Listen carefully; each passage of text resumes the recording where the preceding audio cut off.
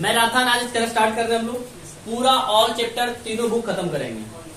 तीनों बुक खत्म करेंगे। हम लोगों का दो प्रोसेस रहेगा। पहला प्रोसेस रहेगा कि हम लोग पहले देखेंगे कि हर एक चैप्टर में थ्योरी क्या है, उसका बेस क्या होना चाहिए, आपको क्या तैयार करना है। उसके बाद हम क्वेश्चन करेंगे, क्योंकि क्वेश्चन आपका इसलिए इंपॉर्टेंट है कि आपका जो एग्जाम में पेपर आएंगे पूरा का पूरा आपका बेस रहेगा प्रैक्टिकल पोर्शन का। थ्योरी पोर्शन इसलिए भी इंपॉर्टेंट है कि प्रैक्टिकल पोर्शन तभी आपसे हो पाएगा जब आपका थ्योरी पोर्शन आपको कंप्लीट रहेगा। तो सबसे पहला चैप्टर हम लोग स्टार्ट करेंगे फंडामेंटल से। कहां से स्टार्ट करेंगे जी? फंडामेंटल जो पार्टनरशिप का है हमारा है, इसमें हमें जो टॉपिक पढ़ना है वह टॉपिक पहला होता है इंटरेस्ट ऑन ड्रॉइंग का कैलकुलेशन, इंटरेस्ट ऑन कैपिटल का कैलकुलेशन। फिर हमारा दूसरा टॉपिक आता है पीएल एप्रोप्रिएशन अकाउंट बनाना। फिर तीसरा हमारा एडजस्टमेंट जो बहुत इंपॉर्टेंट होता हुआ, आपने सिंपल पेपर में देखा कि पीएल एप्रोप्रिएशन हो या ना हो लेकिन एडजस्टमेंट का एक क्वेश्चन होना ही होना है। दूसरा गारंटी का। तो ये दोनों जो इस चैप्टर में टॉपिक है ना आपका एडजस्टमेंट का और गारंटी का, वेरी वेरी इंपॉर्टेंट है। लेकिन इन सबों को बनाने के लिए आपको आईएसयू कैलकुलेट करना, आईओडी कैलकुलेट करना आना उतना ही भी इंपॉर्टेंट है। तो स्टार्ट करते हैं। जैसा कि पार्टनरशिप होता क्या है, तो आप लोगों को पता होना चाहिए कि पार्टनरशिप का मतलब है कि दो व्यक्ति मिलकर किसी भी बिजनेस को स्टार्ट करता है, उनका उद्देश्य प्रॉफिट अर्न करना होता है। क्या कहलाता है? पार्टनरशिप कहलाता है। उसके बाद पार्टनरशिप डीड के बारे में आप लोगों ने जाना होगा कि पार्टनरशिप डीड क्या होता है। पार्टनरशिप डीड में वो चीज लिखे जाते हैं जो दोनों के बीच में एग्रीमेंट होता है। क्या होता है जी? एग्रीमेंट होता है। जैसे प्रॉफिट का डिस्ट्रीब्यूशन करना, गुडविल का डिस्ट्रीब्यूशन एडजस्टमेंट करना, फिर हमारा आईओसी का कैलकुलेशन, आईओडी का कैलकुलेशन, ये सब चीजें हमारी जो लिखी होती है, कहाँ लिखी होती है? पार्टनरशिप डीड में लिखी होती है। मान लो कि कोई बिजनेस स्टार्ट किया है और उसमें हमारा नहीं दिया गया है पार्टनरशिप डीड, तो डो ट्रीटमेंट के बारे में बोला गया है। ज्यादातर उम्मीद है एब्सेंस ऑफ पार्टनरशिप से एक ऑब्जेक्टिव आपका आ सकता है।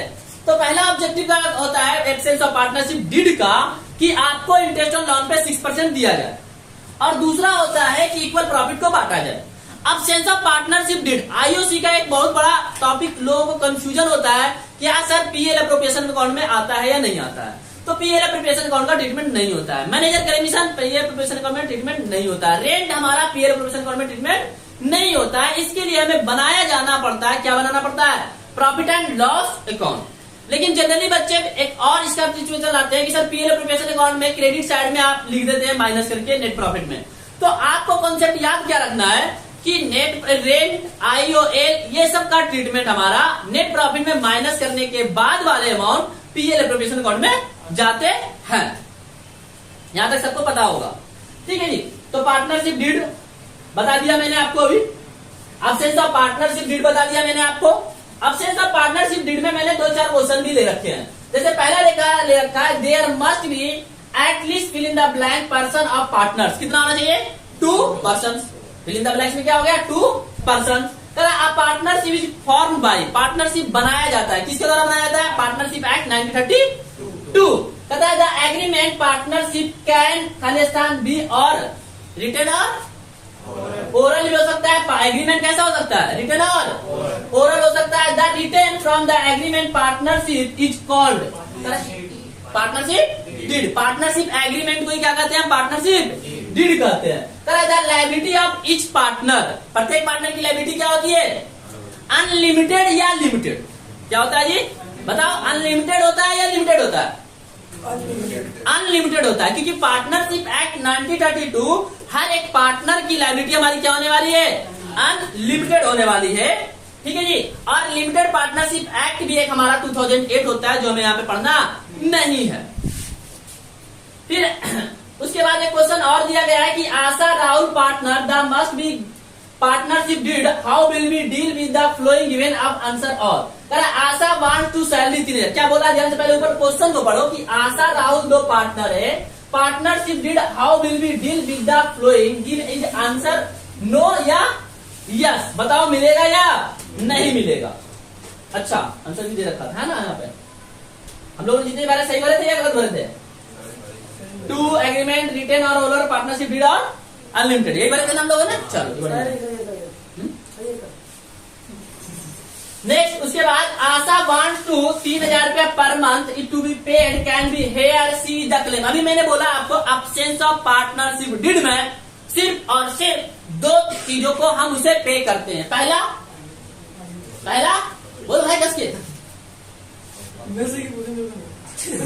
अभी बताया यार, क्लास में होना प्रेजेंट। पहला बताओ निशान, एब्सेंस ऑफ पार्टनरशिप में दो चीज मिलता है। पहला क्या है? IOL पे 6% और दूसरा प्रॉफिट इक्वल। ये दो कॉन्सेप्ट याद रखो, सबका आंसर बता दो। ठीक है जी। तो कहता है कि बताओ कि आशा चाहती है कि उसको 3,000 रुपया पर मंथ सैलरी मिले, कैन बी क्लेम इस सैलरी, नो या यस? वो क्लेम कर सकती है या नहीं कर सकती है सैलरी पे?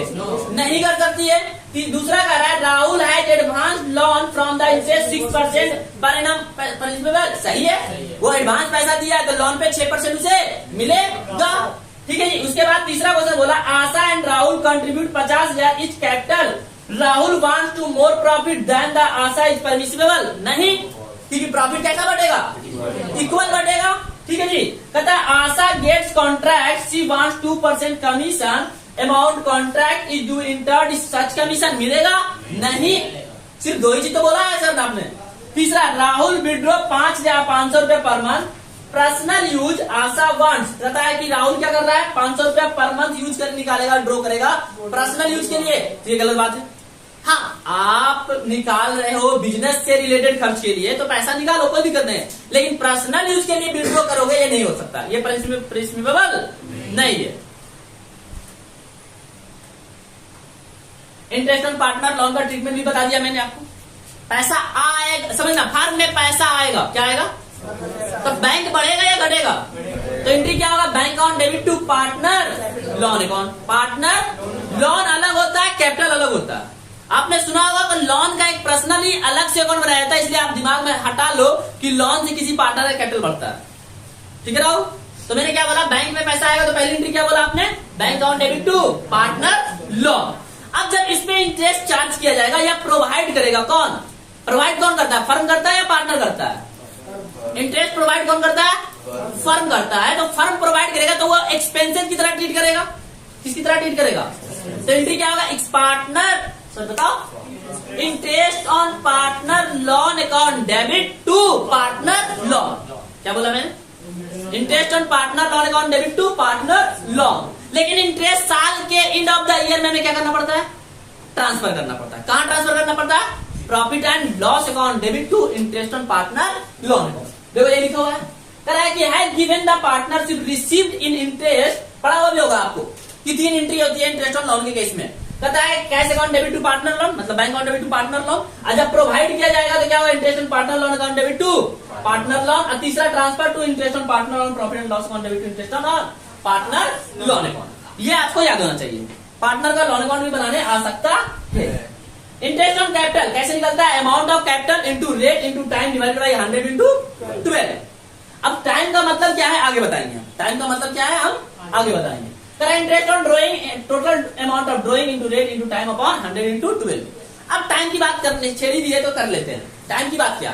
टाइम में आपको ये देखना पड़ता है कि जो पार्टनर ने कैपिटल के बदले एडिशनल कैपिटल, बीच में एडिशनल कैपिटल आता है, याद है?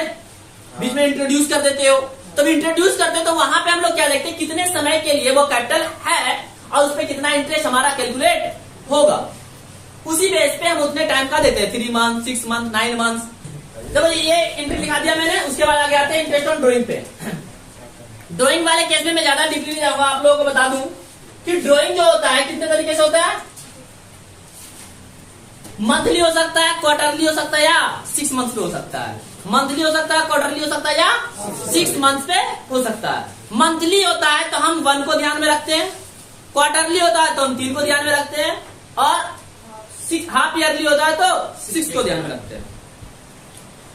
फर्स्ट डे होगा तो हम प्लस करेंगे 1, कब? मंथ वाला केस होगा तब। इंड होगा तो हम माइनस करेंगे कितना? 1। और मिडिल होगा तो हम कुछ भी नहीं करेंगे, ना प्लस करेंगे ना माइनस करेंगे। कहां करेंगे सर? 12 में। कहां करेंगे? 12 में।